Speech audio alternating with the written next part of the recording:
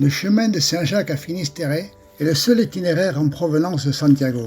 Son objectif est Finistère, un lieu de grand symbolisme et de connexion jacobine où se situait autrefois la fin du monde connu. À l'heure actuelle, c'est l'un des itinéraires qui reçoit de plus en plus de pèlerins. Le chemin de Saint-Jacques ne se termine pas toujours à la cathédrale. Dès le Moyen-Âge, il y eut de nombreux pèlerins. Certains illustres comme le savant pasteur bolognais Domenico Lacci, qui atteignit le but apostolique, décida de poursuivre son chemin vers le lieu qui symbolise, jusqu'à la fin du Moyen-Âge, le dernier bastion de la terre connue, la pointe la plus occidentale de l'Europe continentale, le dernier tronçon de cet itinéraire symbolique et mythique qui suivait le sentier balisé par la Voie lactée, qui est dans l'actuel Finistère, autrefois Finisterae, son point le plus extrême.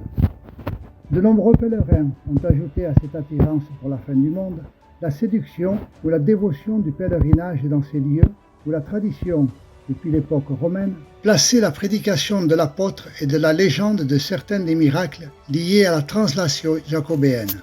Le cap de Finistère est un lieu plein de toutes sortes de croyances, liées dans de nombreux cas au miracle du soleil, où le légendaire Ara Solis était situé sur cette côte où, selon la tradition, il y avait un autel d'adoration au soleil, lié à des rites de fertilité ancestraux. Les légionnaires romains y venaient chaque après-midi pour voir le soleil se coucher dans la mer. La légende rappelle que c'est l'apôtre qui a détruit ce site de culte païen pour construire à sa place l'ermitage de San Guillermo, aujourd'hui disparu.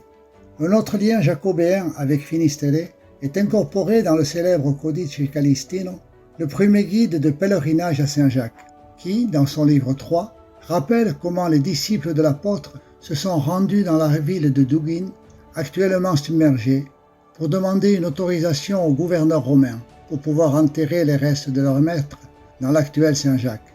Le gouverneur suspect les emprisonne. Cependant, selon la tradition, ils ont réussi à fuir. Mais pas seulement Finistère a gardé des significations jacobines. Mouchia, avec son majestueux sanctuaire de la Barça, authentique monument en pierre ouvert sur la mer, est également devenu notre étape finale de ce voyage. Au Moyen-Âge, la croyance s'est répandue que la Vierge Marie était venue sur place dans un bateau de pierre pour encourager l'apôtre Saint Jacques dans sa prédiction dans le nord-ouest de la péninsule.